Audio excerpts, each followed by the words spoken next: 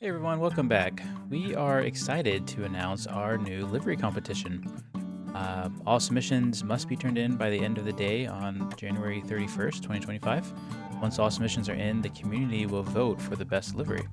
The top 3 creators will have their livery included in the upcoming RLS skin pack. Credits, of course, will be provided. Additionally, winners will have first dibs on creating liveries for future community events.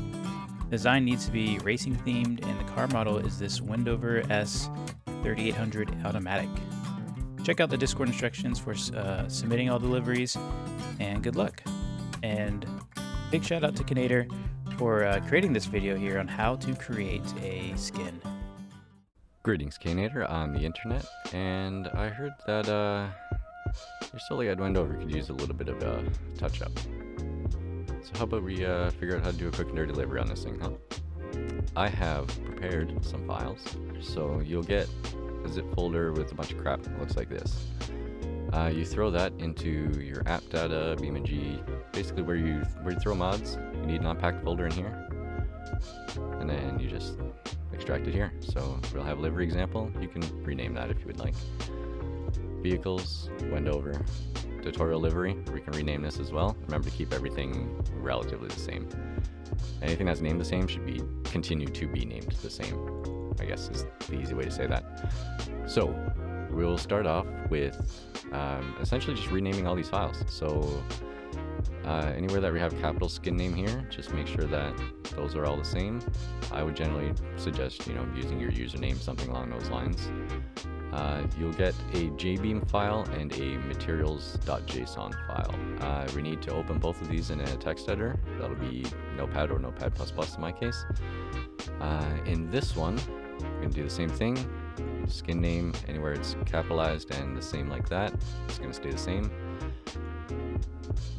Author, this can just be your name, so put Anator in here. The kind of actual readable name of your skin, so this would be Anator's RX3 livery, something like that. And this value number, I don't actually know what that corresponds to, so I don't know. Have fun. So you save that. That'll all be good. I'm not going to modify this stuff just for the sake of dealing with this, but that's that file.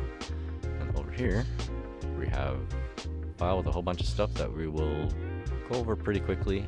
This skin name follows the same rules as before. Anywhere that we have the capitalized skin name, keep it the same.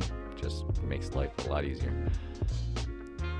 Now, what we have here, this top layer, this is just default car stuff. This is pretty much the same on every single skin ever for each individual car, of course.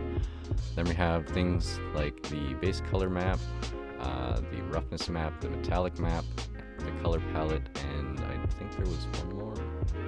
No, metallic, roughness, base color. So this is diffuse. That would be another word for it, or albedo map, but D for diffuse, R for roughness, M for metallic, and CP for color palette.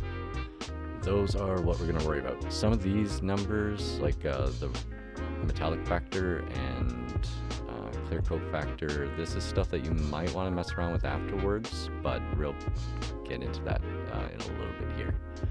So once we've had everything renamed here, all of our files are renamed, all these files, and as long as all these folder paths and file names are correct, we should be good to go.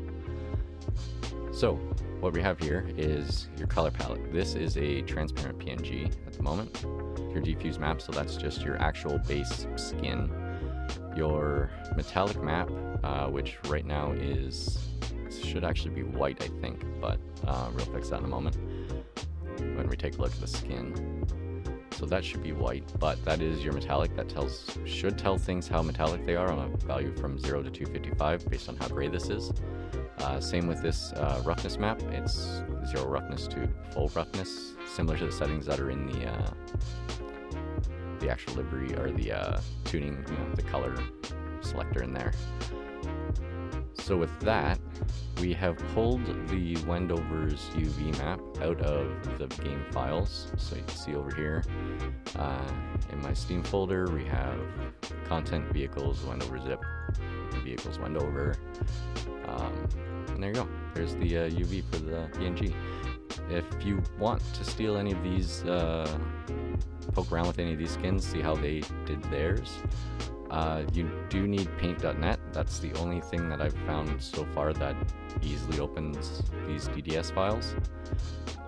We will be working with a PSD, so a Photoshop document, but that can be opened in both GIMP and Krita, which are both free and very useful pieces of software. You could use paint.net, but I don't have it in paint.net, and I'm not going to do that right now. So, our skin. What we want to do here kind of depends on what we want in general. So, to verify that our files are ready to go, we should go into the vehicle config, go to our paint design, scroll through here, and we will see Anator's RX3 livery. So we'll apply that, and we should end up with basically the exact same car. It's gonna get mad for a second, and actually I do have those color maps in there, so we're gonna end up with a white car with some grid lines on it, which is an alright way of showing what we have going on here. So as you see, the grid lines match up to the car relatively. I might have accidentally nudged the UV map and put everything where it's supposed to be.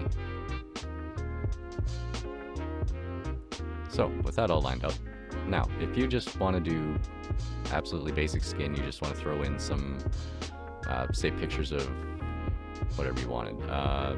Alright, so we want to do something with this. Let's say, oh, this is something else too that might be worth reading up on, because I just found out that they have an actual in-game material editor, but that's a topic for another day. What we're gonna do is just grab, I don't know, let's grab the BeamNG logo. Head back to Photoshop, paste that in there, hope that transparency works, and it doesn't, because it never does. It's always a lie. So we will grab the SteamDB one because that's easier to work with in this situation. Okay, so there, we want a BeamNG.drive logo on top of our car. We're happy with the positioning, you know, everything looks lined up with our grid lines, what have you. Let's do it this way. I feel like that should actually be facing the other way, but I digress. We're gonna just disable that UV map, and then we will save this out as our diffuse map. Hit OK, and then give BeamNG a second here, and just like that, we can see, you know, our basic livery. So you could stop here and just completely finish working through it this way. If you want to get a little fancier though and start using stuff like well, these colors here, right now they don't do a whole lot. Might change some trim pieces, but not very useful, right? That is where these guys come in, this color palette down here. So if we bring this back up so you can see what we're doing, and actually we'll bring the BeamNG logo back up as well, and just do a dirty little transparency on that. Alright, so we got that up there.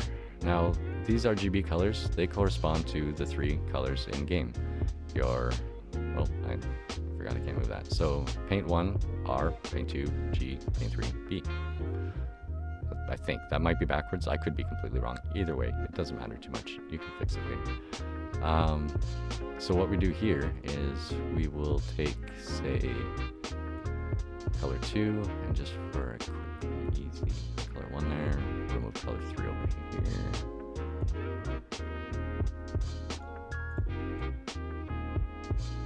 Just so we can quickly see what's going on. So we are going to take this. Now, so that we don't color the BeamNG logo, there is something that we're gonna have to do for that. So for now, we will just hide that, hide our UV map, save this out as our color map. So instead of that being transparent, it is now going to be a very strange flag. But in game, if I had to change this to a better color, we can see that it has done a very terrible job of lining up, but that's because I didn't line anything up on the UVs. But you can still see some stuff happen with the BeamNG logo. That orange, I guess, is red enough that it took on the car's color. So what we can do about that, if we grab this layer, and one of the easier ways I have found to do this is to just create a duplicate, bring it down above that, hide the original, and then we will just take this, convert that to a smart object first, I think. No, I don't want to. Okay, so if we convert that to a smart object first, we should be able to do a color overlay on it. Perfect. Okay, so now we change this to white, hit OK, and anything white on this map shouldn't be colored.